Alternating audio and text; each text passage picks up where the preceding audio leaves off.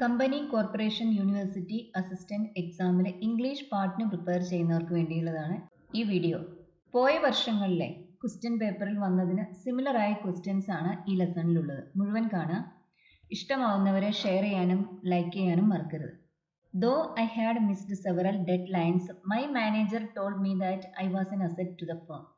At that time, I didn't realize that it was a left-handed compliment. ഞാൻ പല ഡെഡ്ലൈൻസും miss ചെയ്തെങ്കിലും ആ സ്ഥാപനത്തിനൊരു അസറ്റാണ്, മുതൽക്കൂട്ടാണ് ഞാനെന്ന് എൻ്റെ മാനേജർ പറഞ്ഞു. ആ സമയത്ത് അതൊരു ലെഫ്റ്റ് ഹാൻഡഡ് കോംപ്ലിമെൻ്റ് ആയിരുന്നു എന്ന് എനിക്ക് മനസ്സിലായില്ല.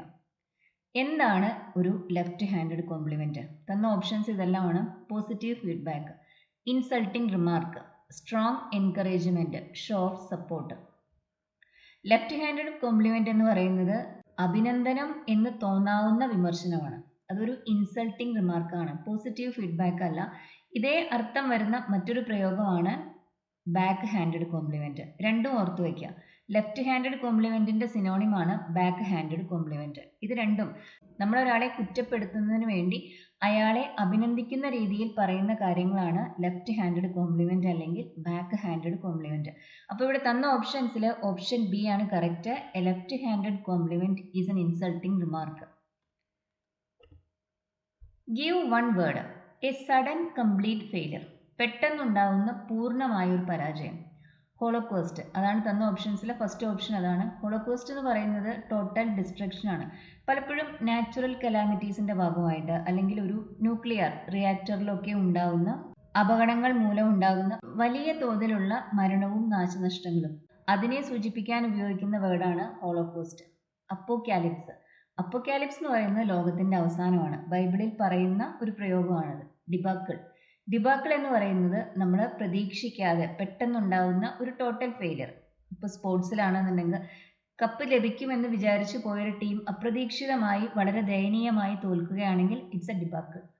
നെമസിസ്. നെമസിസ് എന്ന് പറയുന്നത് നമ്മുടെ ഏറ്റവും വലിയ, നമ്മുടെ നാശത്തിന് കാരണമാവുന്ന നമ്മുടെ ശത്രുവാണ്. അപ്പോൾ ഇവിടെ തന്ന ഓപ്ഷൻസിൽ ഓപ്ഷൻ സി ഡിബാക്കിൾ ആണ് correct. Which of the following words is a synonym of cliche? നമ്മളെല്ലാവരും കേട്ടിട്ടുള്ള വാക്കാണ് ക്ലീഷേ. ഒരേ പ്രയോഗം പലതവണ പറഞ്ഞ് നമുക്കതൊരു മടുപ്പുളവാക്കുന്ന രീതിയിലേക്ക് എത്തുമ്പോഴാണ് അത് ക്ലീഷേ ആയി മാറുന്നത്. തന്ന ഓപ്ഷൻസിൽ ഒറിജിനൽ ആണ് ഫസ്റ്റ് ഓപ്ഷൻ. ക്ലീഷേ ഒരിക്കലും ഒറിജിനൽ അല്ല. നമ്മൾ ആദ്യമേ പറഞ്ഞല്ലോ, ഒരേ കാര്യം തന്നെ വീണ്ടും വീണ്ടും പറഞ്ഞാണ് അത് ക്ലീഷേ ആയി മാറുന്നത്. Stereo type. ഇത് ഈ തന്ന ഓപ്ഷൻസിൽ ക്ലീഷയുമായി ചേർന്ന് നിൽക്കുന്ന മീനിങ് ഉള്ള ഒന്നാണ്. സ്റ്റീരിയോ ടൈപ്പ് എന്താ? നമുക്ക് ആളുകളെ കുറിച്ചുള്ള മുൻവിധികൾ. ഇപ്പോൾ സൗത്ത് ഇന്ത്യൻസിനെ കുറിച്ച് നോർത്ത് ഇന്ത്യൻസിന് ചില മുൻവിധികൾ കാണും. അതേപോലെ നോർത്ത് ഈസ്റ്റിനെ കുറിച്ച് സൗത്ത് ഈസ്റ്റിന് ചില മുൻവിധികൾ കാണും. നമുക്ക് ഫോറിനേഴ്സിനെ കുറിച്ച് ചില മുൻവിധികളുണ്ട്.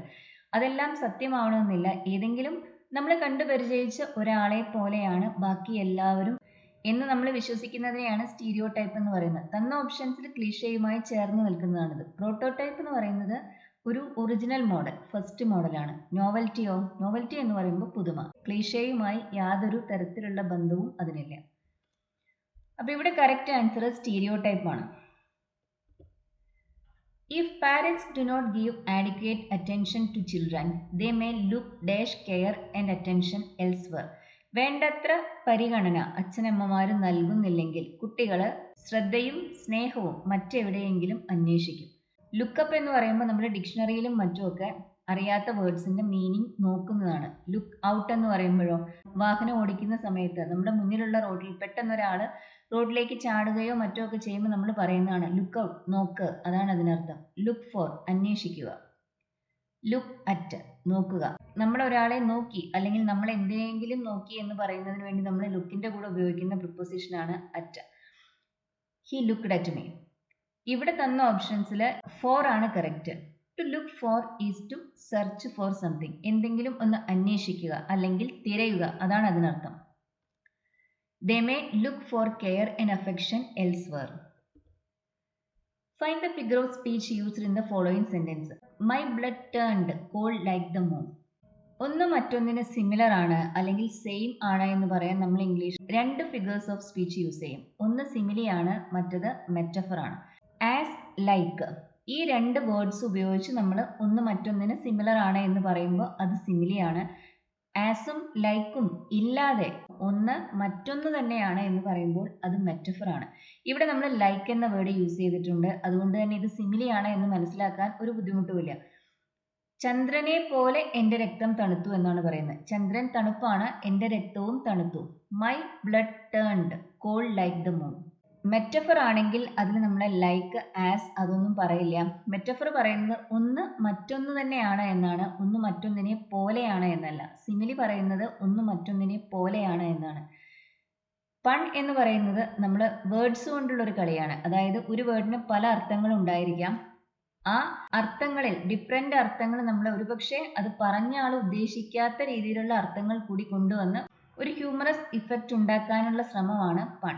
ഓക്സിമോറോൺ എന്ന് പറയുന്നത് കോൺട്രഡിക്റ്ററി ആയ, പരസ്പര വിരുദ്ധങ്ങളായ രണ്ട് വേർഡ്സ് ഒരു ഫ്രേസിലോ അല്ലെങ്കിൽ ഒരു സെന്റൻസിലോ വരുമ്പോൾ നമുക്ക് ഓക്സിമോറോൺ കിട്ടും. Cruel kindness.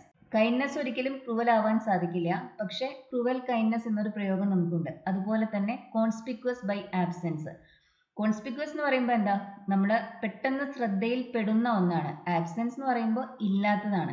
അപ്പോൾ ചില ആളുകളുടെ ആബ്സെൻസ് ചില സാഹചര്യങ്ങളിൽ അവരുടെ പ്രസൻസിനേക്കാൾ കൂടുതൽ ശ്രദ്ധിക്കപ്പെടും. ഇതുപോലത്തെ പ്രയോഗങ്ങൾക്കാണ് നമ്മൾ ഓക്സിമോറോൺ എന്ന് പറയുന്നത്. ഇവിടെ തന്ന ഓപ്ഷൻസിൽ കറക്റ്റ് സിമിലിയാണ്. Choose the grammatically correct sentence. Between I and you there are no secrets. എനിക്കും നിനക്കും ഇടയിൽ സീക്രട്സ് ഒന്നും തന്നെയില്ല. Between you and I, there are no secrets. Between you and me, there are no secrets. Between me and you, there are no secrets. ഇതുപോലൊരു question കിട്ടുമ്പോൾ ശ്രദ്ധിക്കേണ്ട ഒരു കാര്യം ബിറ്റ്വീൻ പ്രിപ്പോസിഷൻ ആണ് എന്നതാണ്. പ്രിപ്പോസിഷന് ശേഷം വരുന്ന നൗണും പ്രൊനൗണും ആ പ്രിപ്പോസിഷന്റെ ഒബ്ജക്റ്റ് ആണ്. നൗണായി വരുമ്പോൾ പ്രശ്നമില്ല, കാരണം ഇംഗ്ലീഷിൽ ഒരു നൗൺ സബ്ജക്റ്റായി ഉപയോഗിച്ചാലും ഒബ്ജക്റ്റായി ഉപയോഗിച്ചാലും അതിന് രൂപമാറ്റം വരുന്നില്ല. പക്ഷെ പ്രൊനൗൺസിന്റെ കാര്യത്തിൽ അങ്ങനെയല്ല. സബ്ജക്റ്റായി ഉപയോഗിക്കുന്ന പ്രൊനൗൺസിന്റെ രൂപമല്ല ഒബ്ജക്റ്റായി ഉപയോഗിക്കുന്ന പ്രൊനൗൺസിന്. ഇവിടെ ബിറ്റ്വീൻ ഒരു പ്രിപ്പോസിഷൻ ആയതിനാൽ അതിനുശേഷം വരുന്ന പ്രൊനൗൺസ് അതിന്റെ ഒബ്ജക്റ്റ് ഫോമിലായിരിക്കണം. സബ്ജക്റ്റ് ഫോമിലുള്ള പ്രൊനൗൺസ് ഉള്ള ഓപ്ഷൻസ് ഇവിടെ തെറ്റാണ്. ഐ സബ്ജക്റ്റ് പ്രൊനൗൺ ആണ്. യു സബ്ജക്റ്റ് ഫോമും ആവാം ഒബ്ജക്റ്റ് ഫോമും ആവാം. അപ്പോൾ ഇവിടെ തന്ന ഓപ്ഷൻസിൽ രണ്ട് ഓപ്ഷൻസ്, ആദ്യത്തെയും രണ്ടാമത്തെയും, അത് നമുക്ക് റൂൾ ഔട്ട് ചെയ്യാം. അതെന്തായാലും കറക്റ്റ് അല്ല. പിന്നെ തന്ന ഓപ്ഷൻസിൽ തേർഡ് ഓപ്ഷനിൽ നമ്മൾ മീ ആണ് ഉപയോഗിച്ചിട്ടുള്ളത്. മീ ഒബ്ജക്റ്റ് പ്രൊനൗൺ ആണ്. ഫോർത്ത് ഓപ്ഷനിലും മീ ആണ് ഉപയോഗിച്ചിട്ടുള്ളത്. അപ്പോൾ ഇവിടെ ശ്രദ്ധിക്കേണ്ട കാര്യം, നമ്മൾ രണ്ട് പ്രൊനൗൺസ് ഉപയോഗിക്കുന്ന സമയത്ത് നമ്മളെ സൂചിപ്പിക്കുന്ന പ്രൊനൗൺ, അതായത് ഫസ്റ്റ് പേഴ്സൺ പ്രൊനൗൺ എപ്പോഴും അവസാനമാണ് വരിക. ബിറ്റ്വീൻ യു ആൻഡ് മീ എന്നാണ് നമ്മൾ പറയുക, ബിറ്റ്വീൻ മീ ആൻഡ് യു എന്നല്ല. രണ്ടോ മൂന്നോ പ്രൊനൗൺസ് വരുന്ന സമയത്ത്, അല്ലെങ്കിൽ രണ്ടോ മൂന്നോ വ്യക്തികളുടെ പേരും പിന്നെ നമ്മളെയും കുറിച്ച് പറയുന്ന സമയത്ത് നമ്മളെ സൂചിപ്പിക്കുന്ന ആ പ്രൊനൗൺ എപ്പോഴും അവസാനം വരണം. മൈ വൈഫ് ആൻഡ് ഐ അങ്ങനെയാണ് പറയേണ്ടത്, ഐ ആൻഡ് മൈ വൈഫ് എന്നല്ല. Rahul, Raju and I Rahul and Raju അല്ല. എപ്പോഴും നമ്മളെ സൂചിപ്പിക്കുന്ന ആ പ്രൊനൗൺ അത് അവസാനം, ആ ലിസ്റ്റിലെ അവസാനം വേണം വരാൻ. ഇവിടെ നമ്മൾ ബിറ്റ്വീന് ശേഷം ഈ പ്രൊനൗൺസ് വരുന്നത് കാരണം നമുക്ക് അതിന്റെ ഒബ്ജക്റ്റ് ഫോം കൂടി വേണം. അപ്പോൾ ഇവിടെ തന്ന ഓപ്ഷൻസിൽ ഓപ്ഷൻ സി ആണ് correct. Between you and me there are no secrets. എനിക്കും നിനക്കും ഇടയിൽ രഹസ്യങ്ങളൊന്നും തന്നെയില്ല. Fill in the blanks with an appropriate phrasal verb. I could not dash why my application was rejected. എൻ്റെ ആപ്ലിക്കേഷൻ എന്തുകൊണ്ടാണ് നിരാകരിക്കപ്പെട്ടത് എന്ന് എനിക്ക് മനസ്സിലാക്കാൻ കഴിഞ്ഞില്ല. തന്ന ഓപ്ഷൻസിൽ ഫിഗർ ഔട്ടിന്റെ അർത്ഥം എന്താ? അണ്ടർസ്റ്റാൻഡ്, മനസ്സിലാക്കുക. മേക്കപ്പ് എന്ന് പറയുമ്പോൾ നമ്മളൊരു കഥ ഇല്ലാത്തതൊന്ന് കെട്ടിച്ചമയ്ക്കുന്നതിനാണ് മേക്കപ്പ് എന്ന് പറയുന്നത്. ഡ്രോപ്പ് ഔട്ട് എന്ന് പറയുമ്പോഴോ കോളേജിൽ നിന്നോ മറ്റോ നമ്മൾ പഠനം പൂർത്തിയാക്കുന്നതിന് മുമ്പ് പോരുന്നതാണ് ഡ്രോപ്പ് ഔട്ട്. കോൾ ഔട്ട് എന്ന് പറയുമ്പോൾ അറ്റൻഷൻ കിട്ടുന്നതിന് വേണ്ടി നമ്മൾ എന്തെങ്കിലും ഒരു കാര്യത്തിലേക്ക് ശ്രദ്ധ ക്ഷണിക്കുന്നതിനാണ് കോൾ ഔട്ട് എന്ന് പറയുന്നത്. അപ്പോൾ ഇവിടുത്തെ കറക്റ്റ് ഓപ്ഷൻ ഏതാണ്? ഫസ്റ്റ് വൺ ആണ് correct. I could not figure out why my application was rejected. His last dash were performed by his daughter. അയാളുടെ അന്ത്യക്രിയകൾ അത് അയാളുടെ മകളാണ് ചെയ്തത്. തന്ന ഓപ്ഷൻസ് എല്ലാം റൈറ്റ്സ് എന്നാണ് വായിക്കുന്നത്. ഇതിലെ correct answer option RITES, last rites. അത് ഒരാൾ മരിച്ചു കഴിഞ്ഞ് ചെയ്യുന്ന അവസാന ക്രിയകൾക്ക് പറയുന്ന വാക്കാണ് ലാസ്റ്റ് റൈറ്റ്സ്. ഓപ്ഷൻ ബി ആണ് കറക്റ്റ്. സ്പെല്ലിംഗ് ഓർത്ത് വയ്ക്കുക. Identify the sentence which is in the passive voice. Passive വോയിസിലുള്ള സെന്റൻസ് സെലക്ട് ചെയ്യാം. She has been remanded to judicial custody. You have never given me any help. He must have been asleep. What have you been doing in my room? She has been remanded to judicial custody. അതിനർത്ഥം എന്താ? അവളെ judicial കസ്റ്റഡിയിലേക്ക് remand ചെയ്തിരിക്കുന്നു. അവളാണോ remand ചെയ്തത്? അല്ല, മറ്റാരോ ആണ് അത് ചെയ്തത്. അത് കോർട്ടാണ് റിമാൻഡ് ചെയ്തത്, അല്ലെ? അപ്പൊ ഇവിടെ സബ്ജക്റ്റ് ആക്ഷൻ ഒന്നും ചെയ്യുന്നില്ല. സബ്ജക്റ്റ് ആക്ഷൻ ഒന്നും ചെയ്യാതെ സബ്ജക്റ്റിന് എന്തെങ്കിലും സംഭവിക്കുമ്പോഴാണ് അത് പാസീവ് വോയിസിലായി മാറുന്നത് ആ സെന്റൻസ്. ഇനി സെക്കൻഡ് ഓപ്ഷൻ നോക്കൂ. You have never given me any help. നീ എനിക്ക് ഒരിക്കലും ഒരു സഹായവും തന്നിട്ടില്ല. ഇവിടെ ആക്ഷൻ ചെയ്യുന്നത് ആരാണ്? സബ്ജക്റ്റായി യു ആണ് ഇവിടെ ആക്ഷൻ ചെയ്യുന്നത്, അല്ലെങ്കിൽ ആക്ഷൻ ചെയ്യാതിരിക്കുന്നത്. സഹായം തന്നിട്ടില്ല എന്ന് പറയുന്നത്. യു ആണ് ഇവിടെ ഡുവർ, അല്ലെങ്കിൽ ചെയ്യേണ്ട ആള്. അയാൾ ചെയ്തിട്ടില്ല എന്നാണ് പറയുന്നത്. തേർഡ് ഓപ്ഷനിലോ he must have been asleep. അവൻ ഉറങ്ങുകയായിരുന്നിരിക്കാം. ഈ ഓപ്ഷനിൽ ബീൻ കാണുന്നുണ്ട്. ബീൻ നമ്മൾ പൊതുവെ പാസീവ് വേർബ്സിൽ യൂസ് ചെയ്യുന്നതാണ്. അപ്പൊ ഇത് കാണുമ്പോൾ ഇത് പാസീവ് അല്ലേ എന്ന് തോന്നും. അല്ല, അവൻ ഉറങ്ങുകയായിരുന്നിരിക്കണം. ഇവിടുത്തെ ആക്ഷൻ ആരാ ചെയ്യുന്നത്? അവനാണ്. സബ്ജക്റ്റായ അവനാണ് ചെയ്യുന്നത്. What have you been doing in my room. നീ എൻ്റെ റൂമിൽ എന്താണ് ചെയ്തുകൊണ്ടിരിക്കുന്നത്? ഇവിടുത്തെ ആക്ഷനോ? ഇവിടെയും സബ്ജക്റ്റായ യു ആണ് ആക്ഷൻ ചെയ്യുന്നത്. സബ്ജക്റ്റ് ആക്ഷൻ പെർഫോം ചെയ്യുമ്പോൾ ആ സെന്റൻസ് ആക്റ്റീവ് വോയിസിലായിരിക്കും. സബ്ജക്റ്റ് ഒന്നും ചെയ്യാതെ സബ്ജക്റ്റിന് എന്തെങ്കിലും സംഭവിക്കുന്ന സമയത്ത് ആ സെന്റൻസ് പാസീവ് വോയിസിലായിരിക്കും. ഇവിടെ തന്ന ഓപ്ഷൻസിൽ ഫസ്റ്റ് ഓപ്ഷനിൽ സബ്ജക്റ്റായ ഷീ ഒന്നും തന്നെ ചെയ്യുന്നില്ല. അവളെയാണ് ജുഡീഷ്യൽ കസ്റ്റഡിയിലേക്ക് റിമാൻഡ് ചെയ്യുന്നത്. അത് കോടതിയുടെ ഡിസിഷനാണ്. കോടതിയാണ് ഇവിടെ ആക്ഷൻ ചെയ്യുന്നത്. അതുകൊണ്ട് തന്നെ ഫസ്റ്റ് ഓപ്ഷനാണ് ഇവിടുത്തെ കറക്റ്റ് ഓപ്ഷൻ. ബീൻ കാണുമ്പോഴെല്ലാം അത് പാസീവ് വോയിസിലായിരിക്കും എന്ന് കരുതരുത്. നിങ്ങൾ ആ സെന്റൻസിന്റെ മീനിങ് കൂടി നോക്കണം. ആരാണ് അവിടെ ആക്ഷൻ ചെയ്യുന്നത് എന്ന് നോക്കണം. സബ്ജക്റ്റ് ആക്ഷൻ ചെയ്യുന്നില്ലെങ്കിൽ ആ സെന്റൻസ് പാസീവ് വോയിസിലായിരിക്കും. ഇവിടുത്തെ ആൻസർ ഓപ്ഷൻ എ ആണ് correct. She has been remanded to judicial custody. Choose the appropriate question tag. She left in the morning. അവള് രാവിലെ പോയി. ക്വസ്റ്റ്യൻ ടാഗ്സ് ചെയ്യാൻ ഒരു ബുദ്ധിമുട്ടുമില്ല. ആദ്യം ചെയ്യേണ്ടത് തന്ന സ്റ്റേറ്റ്മെന്റ് ഏത് ടെൻസിലാണ് എന്ന് മനസ്സിലാക്കുകയാണ്. She left in the morning. ഇവിടെ ഓക്സിലറി വെർബ് ഒന്നും കാണുന്നില്ല. ലെഫ്റ്റ് എന്നത് ലീവിന്റെ പാസ്റ്റ് സിമ്പിൾ ഫോം ആണ്. അപ്പൊ ഈ സെന്റൻസ് സിമ്പിൾ പാസ്റ്റ് ടെൻസിലാണ് എന്ന് നമുക്ക് മനസ്സിലാക്കാൻ പറ്റും. സിമ്പിൾ പാസ്റ്റ് ടെൻസിൽ നമ്മൾ ക്വസ്റ്റ്യനോ നെഗറ്റീവോ ഉണ്ടാക്കാൻ ഉപയോഗിക്കുന്ന ഓക്സിലറി ഡിഡ് ആണ്. ആ ഓക്സിലറി ആണ് നമ്മളിവിടെ ക്വസ്റ്റ്യൻ ടാഗിൽ യൂസ് ചെയ്യേണ്ടത്. She left in the morning എന്നത് അഫർമേറ്റീവ് സ്റ്റേറ്റ്മെന്റ് ആണ്. അതുകൊണ്ട് തന്നെ നമുക്കിനി വേണ്ടത് ഒരു നെഗറ്റീവ് ടാഗ് ആണ്. Didn't she. അവള് രാവിലെ പോയില്ലേ? Didn't she. ഓപ്ഷൻ ബി ആണ് correct. Didn't she. She left in the morning. Didn't she. അവള് പോയില്ലേ? ഡിഡ് ഷീ ഓക്സിലറി വെർബ് കറക്റ്റായി ഉപയോഗിച്ചിട്ടുണ്ട്. പക്ഷെ അതൊരു അഫർമേറ്റീവ് ടാഗ് ആണ്. ഒരു അഫർമേറ്റീവ് സെന്റൻസിന് ശേഷം നമ്മൾ അഫർമേറ്റീവ് ടാഗ് ഉപയോഗിക്കില്ല. ഹാഡ് ഷീ എന്നതിലെ ഓക്സിലറി വെർബ് കറക്റ്റ് അല്ല. അത് പാസ്റ്റ് പെർഫെക്റ്റിലുള്ള ഒരു സെന്റൻസിന് ശേഷം നമുക്ക് ഉപയോഗിക്കാവുന്ന ഓക്സിലറി വെർബാണ്. Would you mind dash for a minute. ഒരു മിനിറ്റ് കാത്തു നിൽക്കാൻ നിനക്ക് വിരോധമുണ്ടോ? അതിൽ എന്തെങ്കിലും എതിർപ്പുണ്ടോ? മൈൻഡിന് ശേഷം എല്ലായ്പ്പോഴും ING ഫോം തന്നെ ഉപയോഗിക്കുക. Would you mind waiting for a minute. Would you mind waiting for a minute. ഇവിടുത്തെ ഓപ്ഷൻ ബി ആണ് correct. Neither he nor I dash responsible for your problems. നിന്റെ പ്രശ്നങ്ങൾക്ക് അവനോ ഞാനോ ഉത്തരവാദികളല്ല.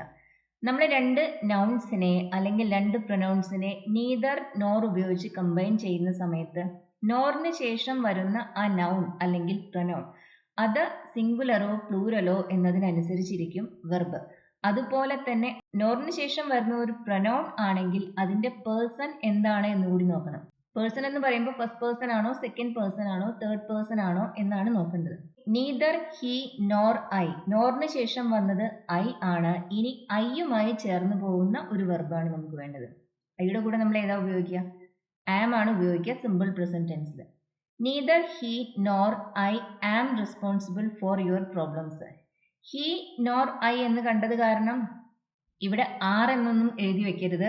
രണ്ട് പ്രൊനൗൺസ് ഉണ്ടല്ലോ എന്ന് കരുതി ആർ ഉപയോഗിക്കരുത്. നീദറും നോറും ഉപയോഗിച്ച് നമ്മൾ രണ്ട് സബ്ജക്ട്സിനെ കമ്പൈൻ ചെയ്യുന്ന സമയത്ത് വെർബ് എപ്പോഴും രണ്ടാമത് വരുന്നത് എങ്ങനെയോ സിംഗുലറോ പ്ലൂറലോ എന്നതിനനുസരിച്ചിരിക്കും. രണ്ടാമത് വരുന്ന ആ നൗൺ അല്ലെങ്കിൽ പ്രൊനൗൺ ആണ് നമ്മളിവിടെ ശ്രദ്ധിക്കേണ്ടത്. ഇവിടെ അത് ഐ ആണ്. അപ്പൊ അതിന്റെ കൂടെ നമ്മൾ ഉപയോഗിക്കുക ആം എന്ന ഓക്സിലറി ആണ്. അപ്പൊ ഇവിടുത്തെ കറക്റ്റ് ആൻസർ ഓപ്ഷൻ സി ആണ്. Neither he nor I am responsible for your problems. The hungry fox reached for the dash of grapes. Collective nouns ആണ്. ഗ്രേപ്സിന്റെ ഒരു കൂട്ടത്തിന് ഒരു കുലയ്ക്ക് നമ്മൾ പറയുന്നത് ബഞ്ച് ഓഫ് ഗ്രേപ്സ് ആണ്. അതുപോലെ തന്നെ ചാവികളുടെ ഒരു കൂട്ടത്തിനും ബഞ്ച് ഓഫ് കീസ് എന്നാണ് പറയുക. ബണ്ടിൽ പൊതുവെ നമ്മൾ സ്റ്റിക്സിന്റെ ഒക്കെ ഒരു കൂട്ടത്തിന് പറയുന്നതാണ് എ ബണ്ടിൽ ഓഫ് സ്റ്റിക്സ് അല്ലെങ്കിൽ എ ബണ്ടിൽ ഓഫ് കോട്ടൺ അങ്ങനെ പറയും. ഫ്ലോക്ക് അനിമൽസിന്റെ എസ്പെഷ്യലി ലൈവ് സ്റ്റോക്കിന്റെ ഒരു ഗ്രൂപ്പാണ് A flock of sheep. Group മറ്റു പലതിൻ്റെയും കൂടെ നമ്മൾ ഉപയോഗിക്കുന്ന ഒരു കളക്റ്റീവ് നൗൺ ആണ്. ഇവിടെ ഓപ്ഷൻ ബി ബഞ്ചാണ് correct. The hungry fox reached for the bunch of grapes. നല്ല വിശപ്പുള്ള ആ കുറുക്കൻ ആ മുന്തിരിക്കുല ലഭിക്കുന്നതിന് വേണ്ടി ശ്രമിച്ചു, ചാടി നോക്കി. You must start now dash you will miss the train. നീ ഇപ്പൊ തന്നെ പുറപ്പെടണം, അല്ലെങ്കിൽ അല്ലാത്ത പക്ഷം നിനക്ക് ട്രെയിൻ മിസ്സാവും. ഇവിടെ തന്ന ഓപ്ഷൻസിൽ അൺലെസ് ഈഫ് നോട്ടാണ്. അൺലെസ് ഉപയോഗിച്ച് കമ്പൈൻ ചെയ്യുമ്പോൾ നമുക്ക് ഇങ്ങനെ കിട്ടുക, unless you start now you will miss the train. ഇപ്പോൾ നീ സ്റ്റാർട്ട് ചെയ്യാത്ത പക്ഷം നിനക്ക് ട്രെയിൻ മിസ്സാവും. അതർവൈസ് ഉപയോഗിച്ച് കമ്പൈൻ ചെയ്യുമ്പോഴോ, യു മസ്റ്റ് സ്റ്റാർട്ട് നൗ നീ ഇപ്പൊ തന്നെ പുറപ്പെടണം, അല്ലാത്ത പക്ഷം otherwise you will miss the train നിനക്ക് ട്രെയിൻ നഷ്ടമാവും. വൈൽ എന്നതിന് സിമിലർ ആയ ഒരു കൺജങ്ഷൻ ആണ് വെറാസ്. ഹവവർ അത് ദോ ഓൾദോ ആ അർത്ഥത്തിലെല്ലാം ഉപയോഗിക്കുന്ന ഒരു ട്രാൻസിഷണൽ അഡ്വർബ് ആണ്. ഇവിടെ തന്ന ഓപ്ഷൻസിൽ ഓപ്ഷൻ ബി അതർവൈസ് ആണ് കറക്റ്റ്, അല്ലാത്ത പക്ഷം. ഓർ എൽസ് എന്ന അർത്ഥം വരുന്ന ഒരു ട്രാൻസിഷണൽ അഡ്വർബ് ആണ് otherwise. You must start now or else you will miss the train, അല്ലാത്ത പക്ഷം. ഇവിടെ നമുക്ക് ഓർ എൽസ് എന്ന് ഉപയോഗിക്കാം, അല്ലെങ്കിൽ അതർവൈസ് ഉപയോഗിക്കാം. If I had known that you were coming. നീ വരുന്നുണ്ടെന്ന് എനിക്ക് അറിയുമായിരുന്നുവെങ്കിൽ. If I had known. If ക്ലോസിൽ പാസ്റ്റ് പെർഫെക്റ്റ് ആണ്. അപ്പൊ തന്നെ മനസ്സിലാക്കണം ഇത് ടൈപ്പ് 3 കണ്ടീഷണൽ ആണ് എന്ന്. പിന്നെ ടൈപ്പ് 3 കണ്ടീഷണലിന്റെ ഫോം ഉള്ള ഒരു ഓപ്ഷനാണ് ചൂസ് ചെയ്യേണ്ടത്. ടൈപ്പ് 3 കണ്ടീഷണലിന്റെ ഫോം എന്താ? ഈഫ് ക്ലോസിൽ പാസ്റ്റ് പെർഫെക്റ്റ്, മെയിൻ ക്ലോസിൽ വുഡ് ഹാവ് പ്ലസ് V3. ചിലപ്പോൾ നമ്മൾ കുഡ് ഹാവോ മൈറ്റ് ഹാവോ ഉപയോഗിക്കാറുണ്ട്. അപ്പോൾ ഇവിടെ തന്ന ഓപ്ഷൻസിൽ ആക്ച്വലി ഒരു ഓപ്ഷൻ മാത്രമേ വുഡ് ഹാവ് ഉപയോഗിച്ചതുള്ളൂ. First option I would pick you up from the airport എന്നത് ടൈപ്പ് 2 കണ്ടീഷണലിൽ പറ്റുന്നതാണ്, സിമ്പിൾ പാസ്റ്റ് ആണത്. I wouldn't go to bed so early എന്നതും ടൈപ്പ് 2 കണ്ടീഷണലിൽ നമുക്ക് ഉപയോഗിക്കാവുന്നതാണ്. I would have prepared your favourite dishes എന്നത് ടൈപ്പ് 3 കണ്ടീഷണലിൽ നമ്മൾ ഉപയോഗിക്കുന്നതാണ്. വുഡ് ഹാവ് പ്ലസ് V3 ആ ഓപ്ഷനിലാണ് ഉള്ളത്. I would take a day off work. ഞാൻ ഒരു ദിവസം ജോലിയിൽ നിന്ന് അവധി എടുത്തേനെ. ഈഫ് ക്ലോസിൽ സിമ്പിൾ പാസ്റ്റ് വരുമ്പോൾ മെയിൻ ക്ലോസിൽ നമ്മൾ ഉപയോഗിക്കുക വുഡ് പ്ലസ് V1 ആണ്. ടൈപ്പ് 2 കണ്ടീഷണലിന്റെ ഫോം ആണ്. ഈഫ് ക്ലോസിൽ പാസ്റ്റ് പെർഫെക്റ്റ് വരുന്ന സമയത്ത് മെയിൻ ക്ലോസിൽ വുഡ് ഹാവ് പ്ലസ് V3 ഉപയോഗിക്കണം. അപ്പോൾ ഇവിടെ തന്ന ഓപ്ഷൻസിൽ ഓപ്ഷൻ സിയിൽ മാത്രമാണ് വുഡ് ഹാവ് പ്ലസ് V3 ഉള്ളത്. അതാണ് ഇവിടുത്തെ കറക്റ്റ് ആൻസർ. ഈ വീഡിയോ നിങ്ങൾക്ക് യൂസ്ഫുൾ ആയിരുന്നു എന്ന് കരുതുന്നു. ഇത് യൂസ്ഫുൾ ആയി തോന്നുന്നവരെ ഷെയർ ചെയ്യാനും ലൈക്ക് ചെയ്യാനും അതുപോലെ ഈ ചാനൽ സബ്സ്ക്രൈബ് ചെയ്യാനും മറക്കരുത്. Thank you for watching.